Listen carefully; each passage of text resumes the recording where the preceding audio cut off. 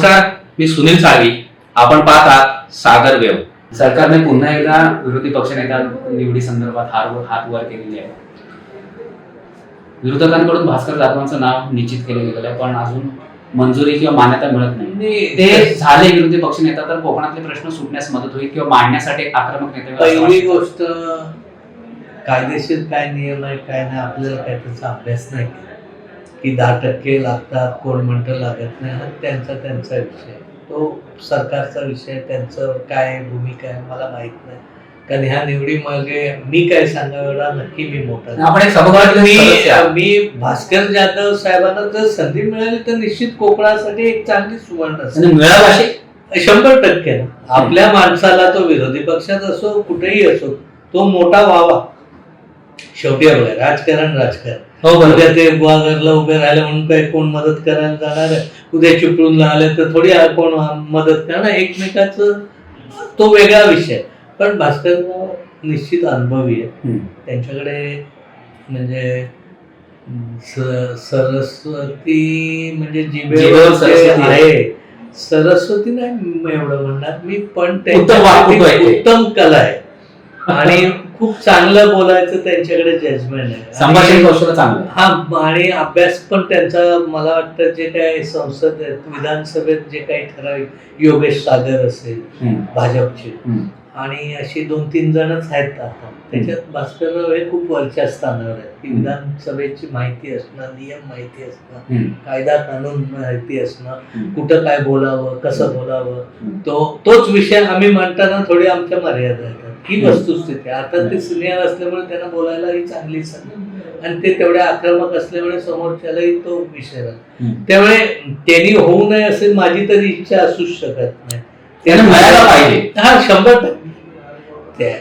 जर विरोधी पक्षनेत्याची संधी देणार असतील तर ती पहिलं प्राधान्य त्यांना असावा, कारण कोकणातला माणूस पुढे जातोय आणि तो कोकणाला निश्चित उपयोगी पडणार असेल.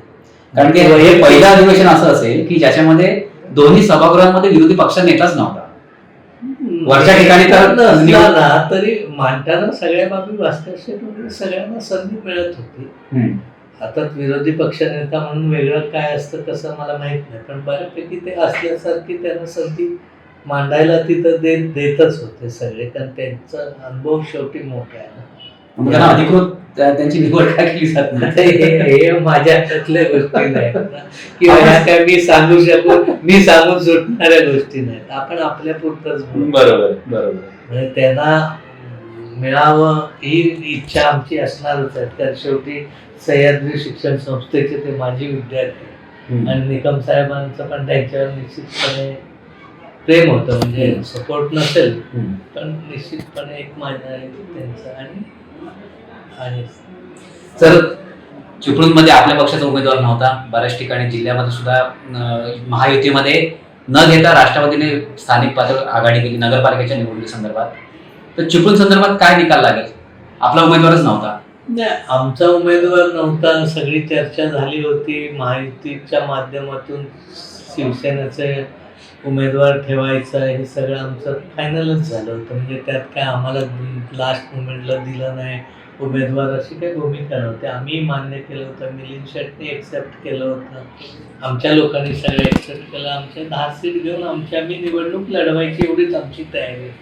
मधल्या काळात कोणतरी बोललं होतं की त्यांना कार्यकर्त्यांना संधी द्यायची नाही, मग सगळी तयारी करायची नसते काय वगैरे. ते मी स्पष्ट सांगितलं ना. मी पहिल्याच दिवशी सांगितलं की तो राजकीय आमचा अपरिपक्वता आमची झाली. मी काय माझी चूक झाली त्याला मी मान्य करायला काय कोणी शिकवायला नको.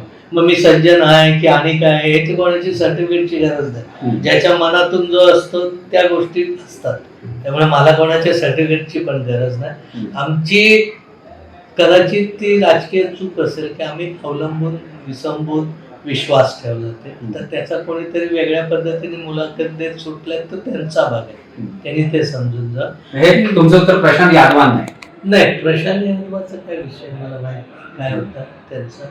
आणि कुठेही नाही, मी मान्य केलं ना की आम्ही 2828 तयारी करायला हवी, ते समोरचा फसवणार आहे असं डोक्यात धरायला हवं होतं असं त्यांचं म्हणणं आहे. तर ते बरोबर आहे त्यांचं म्हणणं, काही चुकीचं आहे याच्यातला भाग नाही. पण मी थोडासा आंधळा विश्वास टाकणार आहे. मी कोणालाही, मी इथं काम करतो, संस्थेत काम करतो, माझ्या प्राचार्यावर मी विश्वास टाकतो म्हणून कामं चांगलीही होतात. एक दोन कामं बिघडत असतील, तसं हे त्यांनी बिघडलं असेल माझ्या त्या विश्वासात, तो विश्वासाचा भाग आहे. पण आम्ही ज्यावेळी नगराध्यक्षाच्या उमेदवारात आम्ही काही कोणाला विरोध केलाच नाही. आम्ही उघड बाजू आपला पण आपला नाही अंदाज काय आहे?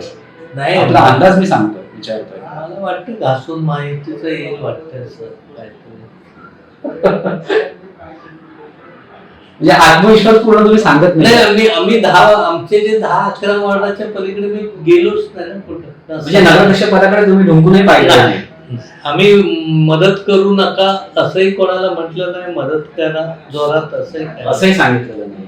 म्हणजे हा तुम्ही त्या स्थानिक लोकांवर सगळं आहे ना.